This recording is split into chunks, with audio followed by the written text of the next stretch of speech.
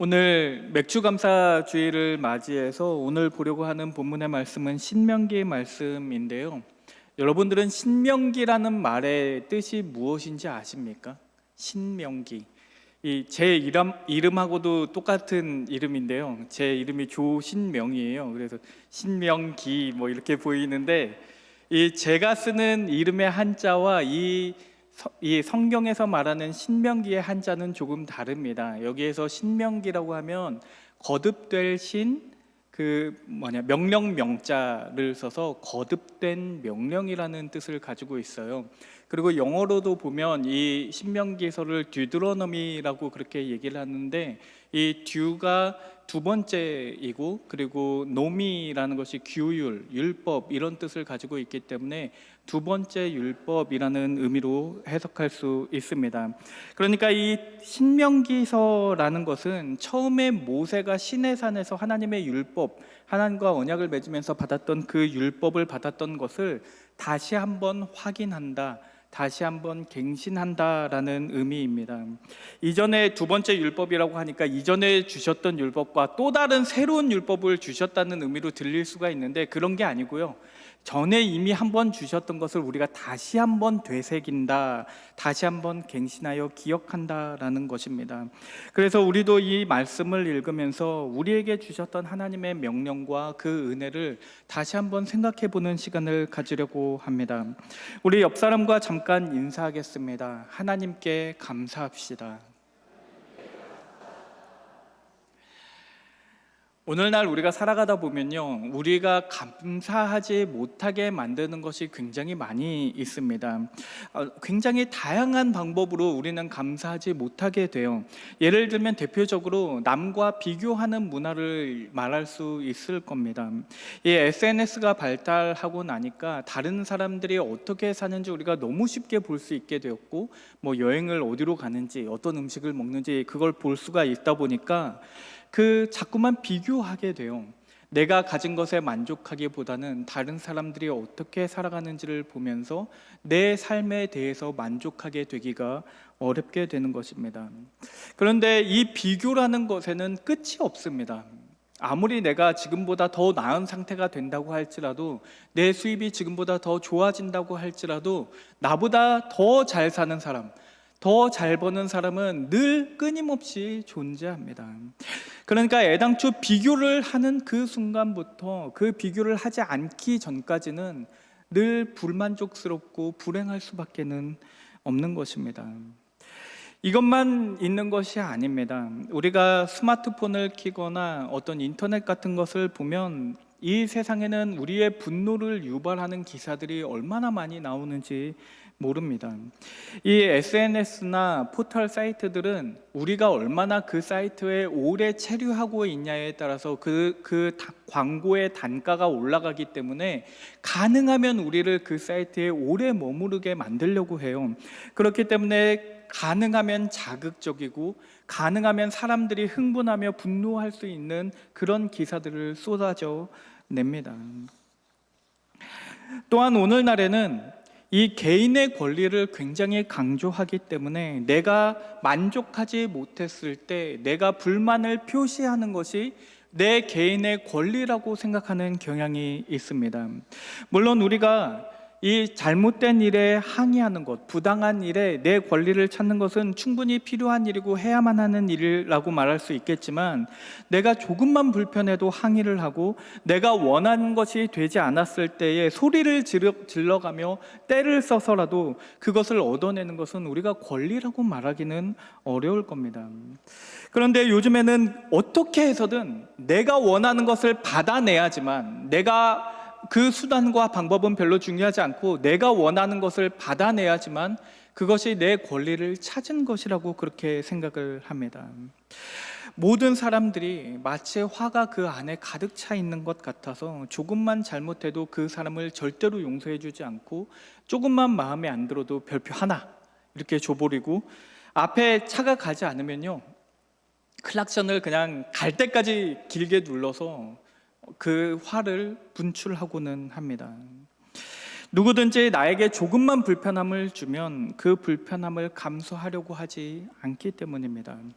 그렇기 때문에 요즘에는 초등학교에서 운동회도 하지 못한대요. 저는 그 얘기를 듣고 되게 충격을 받았었는데, 초등학교에서 아이들이 운동회를 하면 그 소리가 나는 것 때문에, 아이들의 소리 때문에 시끄러워서 온갖 곳에서 민원이 들어온다 그래요. 그래서 이 초등학교가 운동회도 밖에서 못하고 안에 들어가서 한다는 그런 이야기를 들은 적이 있습니다.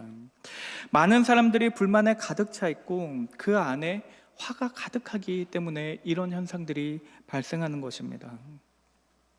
그런데 성경은 우리에게 뭐라고 말하냐면, 성경은 우리에게 그러지 말라고 말씀을 하십니다.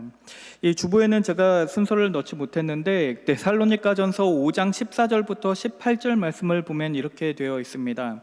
방송실에서 좀 띄워주실 수 있을까요? 데살로니가전서 5장 14절부터 18절의 말씀입니다. 또 형제들아, 너희를 권면하노니 게으른 자들을 권계하며 마음이 약한 자들을 격려하고 힘이 없는 자들을 붙들어주며 모든 사람에게 오래 참으라.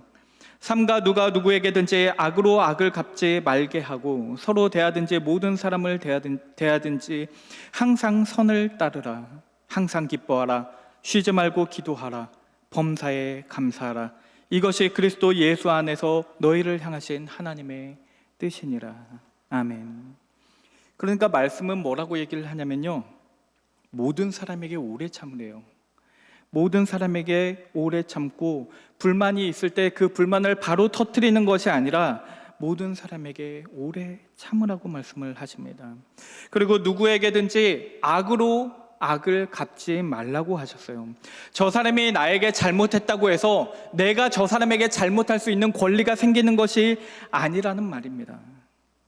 그러면서 우리에게 하셨던 말씀, 너무나 유명한 말씀이죠. 항상 기뻐하라. 쉬지 말고 기도하라. 범사에 감사하라라는 이 말씀을 주셨습니다. 범사에 감사하라는 말씀은 우리가 무슨 일을 만나든지 불평하지 말고 감사하라는 말입니다. 여러분들은 어떻습니까? 여러분들은 성경이 가르친 대로 살고 계십니까? 정말 모든 일에 범사에 감사하면서 살아가고 계십니까?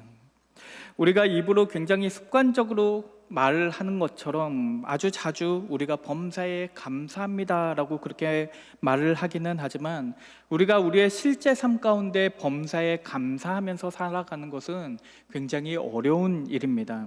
어떻게 우리가 모든 일에 감사할 수가 있겠습니까? 좋은 일에, 기쁜 일에 감사하는 것은 당연한 일이겠지만, 우리가 정말 너무 화가 나고 분통이 터지는 일에도 우리가 감사한다는 것은 정말 쉽지 않은 일일 수밖에 없습니다. 그래서 우리는 어떻게 해야 하냐면, 우리는 자꾸만 우리가 감사해야 한다는 사실을 되새길 필요가 있습니다. 우리가 가만히 있어도 감사할 수 있는 것이 아니기 때문에 감사에는 훈련이 필요하고, 말씀을 읽으면서 반복되어서 정말 하나님의 은혜를 일깨워 줄 필요가 있다는 것입니다. 우리는 기울어져 있는 막대기 같아서 말씀으로 잡아주지 않으면 그냥 넘어지고 쓰러질 수밖에는 없는 존재들입니다. 그래서 성경은 우리 안에 불만에 가득 차 있는 그 불만을 퍼내고 감사를 그 안에 채워넣게 하기 위해서 여러 가지 절기들을 만들어서 지키라고 말씀을 하십니다. 유월절, 맥주절, 수장절과 같은 여러 절기들을 만들어서 우리가 반복해서 하나님의 은혜를 기억하게 하셨습니다. 그 중에서도 우리가 오늘 기념해서 드리는 예배는 바로 맥주감사 주일 예배입니다. 그리고 오늘 우리가 읽었던 본문의 말씀, 신명기서 26장 10절에서 11절 말씀은 오늘 맥주감사 주일의 모습을 너무나 잘 보여주고 있는 말씀입니다. 신명기서 26장 10절에서 11절 말씀 우리 함께 같이 읽어보도록 하겠습니다. 시작. 여호와여, 이제 내가 주께서 내게 주신 토지 소산의 만물을 가져왔나이다 하고 너는 그것을 내 하나님 여호와 앞에 두고 내 하나님 여호와 앞에 경배할 것이며, 내 하나님 여호와께서 너와 내 집에 주신 모든 복으로 말미암아 너는 레위인과 너희 가운데에 거류하는 객과 함께 즐거워할지니라. 아멘. 그러니까 이 말씀을 보면요, 우리의 토지의 소산을 하나님께 가지고 와서 하나님께 감사하는 마음으로 경배를 한 후에 그것들을 너희와 함께 한 사람들과 나누라고 그렇게 말씀을 하십니다. 그리고 이 모습은 우리가 오늘 예배 드리고 있는 그 맥주 감사 주일의 모습과 굉장히 닮아 있는 말씀입니다.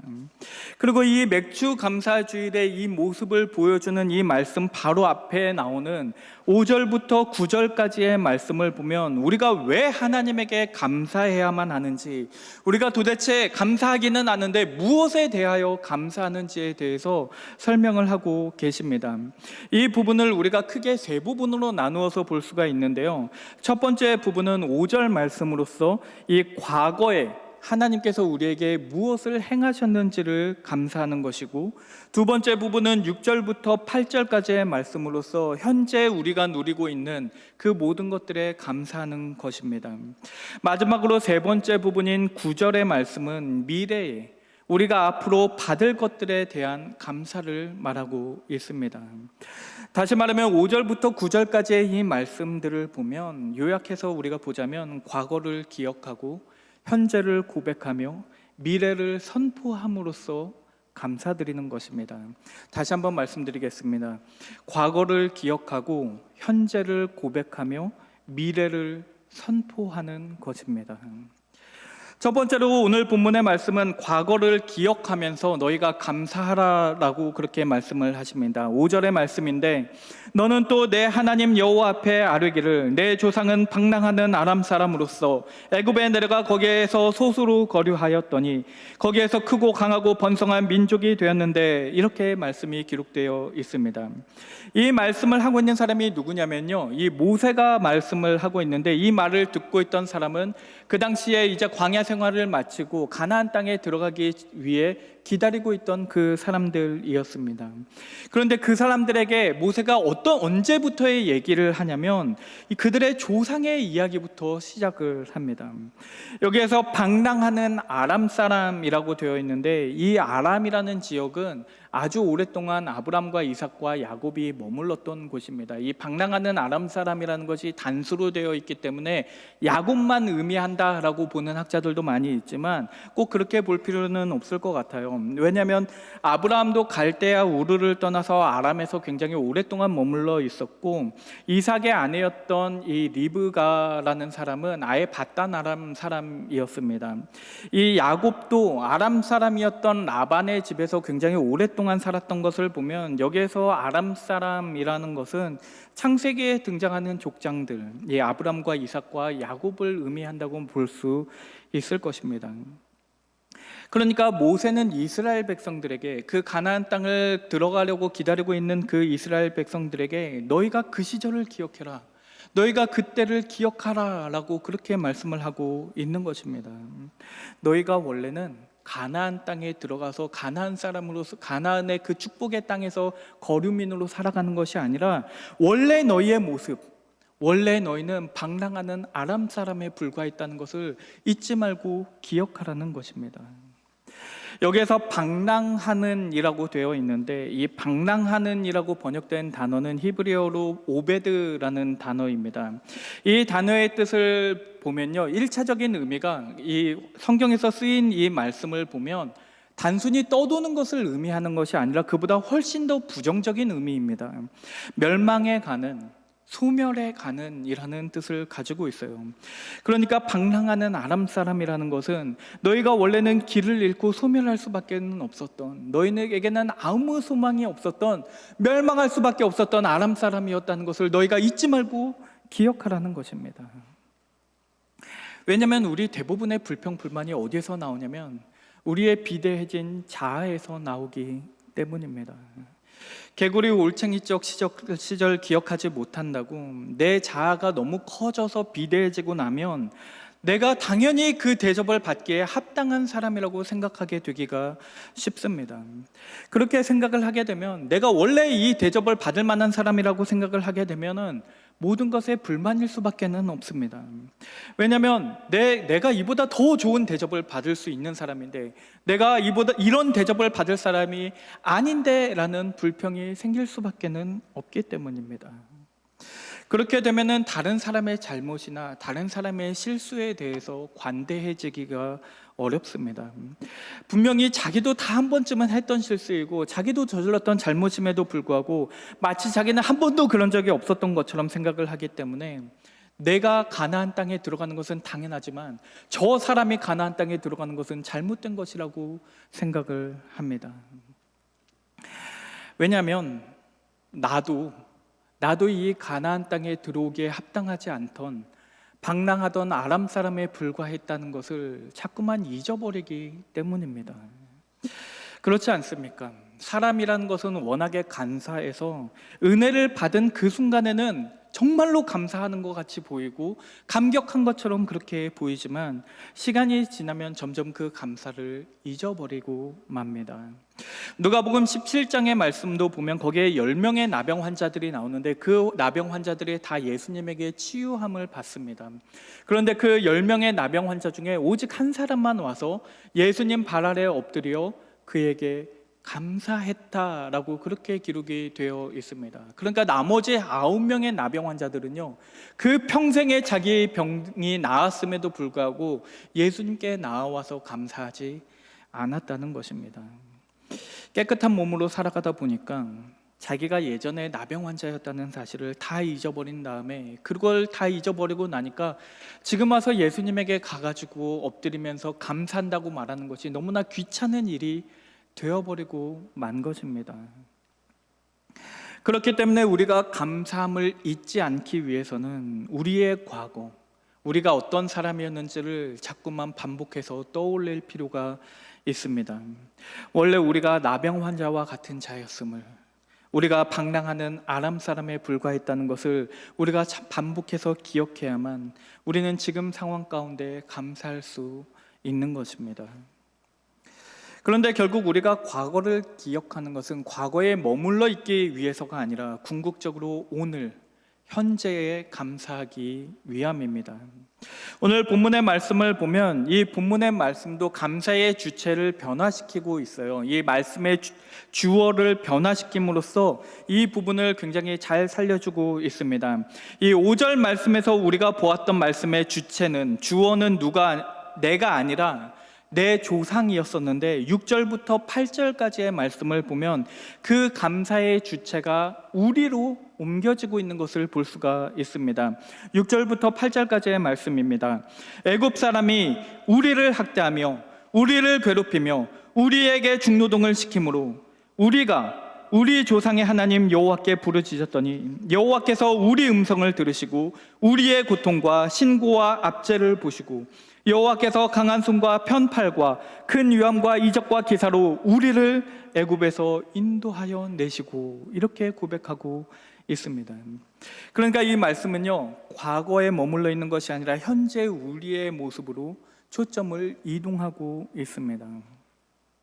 그런데 여기에서 우리라는 것에, 이 우리가 누리고 있는 현재의 초점을 맞추면서도 무엇을 강조하고 있냐면 이 모든 것은 우리가 이룬 게 아니라 하나님께서 베푸신 것이다, 하나님께서 다 이루신 것이라는 것을 강조하고 있는 것입니다. 이 신명기서 6장 10절에서 11절 말씀을 보면 이 부분을 좀 더 분명하고 직설적으로 말씀하고 계세요. 내 하나님 여호와께서 내 조상 아브람과 이삭과 야곱을 향하여 내게 주리라 하신 맹세하신 땅으로 너를 들어가게 하시고 내가 건축하지 아니한 크고 아름다운 성읍을 얻게 하시며 내가 채우지 아니한 아름다운 물건이 가득한 집을 얻게 하시며 내가 파지 아니한 우물을 차지하게 하시며 내가 심지 아니한 포도원과 감람나무를 차지하게 하사 내게 배불리 먹게 하실 때에 너는 조심하여 너를 애굽 땅 종되었던 집에서 인도하여 내신 여호와를 잊지 말고라고 이렇게 기록이 되어 있습니다. 그러니까 너의 발로 가나안에 도달한 것처럼 보이고 너의 손으로 그 성읍을 세운 것처럼 보이고 너의 노력으로 그 아름다운 물건들을 너희 집에 가득 채운 것처럼 보이겠지만 그것을 준 것은 하나님이시라는 것을 너희가 잊지 말라는 것입니다. 광야에 있을 때 만나와 메추라기만 하나님께서 주신 것이 아니라 가나안 땅에서도 너가 누리고 있는 모든 것들은 하나님께서 주셨다고 말하는 것입니다. 우리의 삶 가운데, 우리의 삶의 터전 가운데 하나님께서 시선을 두고 계시고, 하나님께서 그 땅에서 내가 수확을 얻을 때까지 가을의 이른 비와 봄의 늦은 비를 적당한 때에 내려주심으로써 그 땅을 끊임없이 감찰하시고 돌보아 주셨기 때문에, 그렇기 때문에 내가 오늘 이 소산을 얻을 수 있었습니다. 내가 이 소산을 주님께 가져왔습니다라고 그렇게 고백을 하는 것입니다. 가나안 땅에 바알 신이 우리에게 그것들을 준 것이 아니라, 내가 그것을 얻어낸 것이 아니라 하나님께서 우리에게 주셨다는 것입니다. 왜냐하면 우리는 재물을 보고 감사를 드리는 것이 아니라 그 재물 배후에 계신 하나님을 바라보며 감사하기 때문입니다. 만약에 우리가 재물을 보면서 감사를 드리는 것이라면 그걸 누가 주었든 무슨 상관이 있겠습니까? 바알이 주었던, 하나님께서 주셨던, 누가 주었던 나에게 이 풍요로움을 주었다면 우리는 그냥 감사할 수 있지 않겠습니까? 그러나 우리는 풍요로움에 감사를 드리는 것이 아닙니다. 우리가 감사를 드리고 있는 그 대상은 내가 얻은 재물에 있는 것이 아니라 하나님에게 있는 것입니다. 결과를 바라보고 감사하는 것이 아니라 그 결과가 있기까지 함께 해주셨던 하나님에게 감사를 드리는 것이 먼저 선행되어야만, 그래야만 우리가 그것에 진심으로 감사할 수 있다는 것입니다. 마지막으로 본문의 말씀은 미래를 선포함으로써 감사하고 있습니다. 왜 이 말씀이 미래를 선포하는 것이 되냐면, 오늘 이 쓰여진 말씀이 이스라엘 백성들이 가나안 땅에 들어간 이후에 쓰여진 말씀이 아니기 때문에 그렇습니다. 이 말씀은 가나안 땅에서 쓰여진 말씀이 아니라, 가나안 땅에서 선포되었던 말씀이 아니라 모압 평지에서 모세가 했던 말입니다. 그러니까 아직 이스라엘 백성들은요, 요단강을 건너지 않았습니다. 아직 이스라엘 백성들은 가나안 땅에 들어가지 못했어요. 그래서 오늘 본문을 시작하고 있는 신명기서 26장 1절 말씀을 보면 이렇게 말씀을 하십니다. 내 하나님 여호와께서 내게 기업으로 주어 차지하게 하실 땅이라고 그렇게 말합니다. 미래형 동사를 사용하고 있기 때문에 지금 너희가 그 땅을 차지한 것이 아니라 앞으로 일어나게 될 그 미래의 사건이란 것을 이 말씀이 너무나 잘 보여주고 있는 것입니다. 그런데 9절로 옮겨서 보면은 신명기서 26장 9절 말씀을 보면 이 말씀이 어떻게 변화하냐면요, 이곳으로 인도하사 이 땅 곧 젖과 꿀이 흐르는 땅을 주셨나이다로 바뀝니다. 여기에서 주셨나이다라는 이 단어는 완료형으로 쓰여져 있어요. 그러니까 이미 일어난 일이라는 것입니다. 그러니까 이 말씀은요, 아직 일어나지 않은 일을 마치 이미 일어난 것처럼 기록을 하고 있습니다. 왜냐하면 이 모세는 하나님께서 이스라엘 백성에게 그 약속하신 땅을 주실 것이고 그곳에서 그들이 풍요롭게 살게 될 것임을 굳게 믿고 확신하고 있었기 때문입니다. 그렇기 때문에 모세는 아직 요단강을 건너지 않은 상태임에도 불구하고 이스라엘 백성들에게 이 말씀을 선포함으로써 아직 경험하지 않은 것들을 예배드리게 하셨고 미래를 현재화해서 선제적으로 감사하게 하였습니다. 언젠가 가나안 땅에 들어가서 거기에서 우리가 땅의 소산을 얻을 것이고 그때 우리가 예배드릴 것이겠지만 마치 그것이 이미 이루어진 것처럼 그렇게 선포하고 있는 것입니다. 이 선제적인 감사라는 개념이 있기 때문에 우리도 기도할 때 이미 하나님께서 주심을 믿고 기도드립니다. 감사합니다. 하나님께서 다 이루어 주실 줄 믿고 감사합니다라고 기도할 수 있는 것입니다. 그렇기 때문에 우리에게 부족함이라는 것은 아무런 문제가 되지 않습니다. 왜냐하면 지금 현재 나의 삶 가운데 부족함이 있을지라도 우리는 언젠가 채워주실 하나님의 그 약속을 바라보기 때문에, 그것을 믿기 때문에 우리는 감사할 수 있기 때문입니다. 오늘 11절 말씀을 보면 내 하나님 여호와께서 너와 내 집에 주신 모든 복으로 말미암아 너는 레위인과 너희 가운데 거류하는 객과 함께 즐거워할지니라 라고 이렇게 말씀을 하셨습니다. 우리가 남과 함께 내가 받은 복임에도 불구하고 그 복들을 나눌 수 있는 이유는 하나님께서 또다시 채워주실 것임을 믿기 때문입니다. 만약에 이 복들이 언제 사라질지 모른다고 생각을 한다면 우리는 그것을 나누기보다는요, 저장을 해놓는 것이 미래를 대비하는 더 현명한 일이 될 것입니다.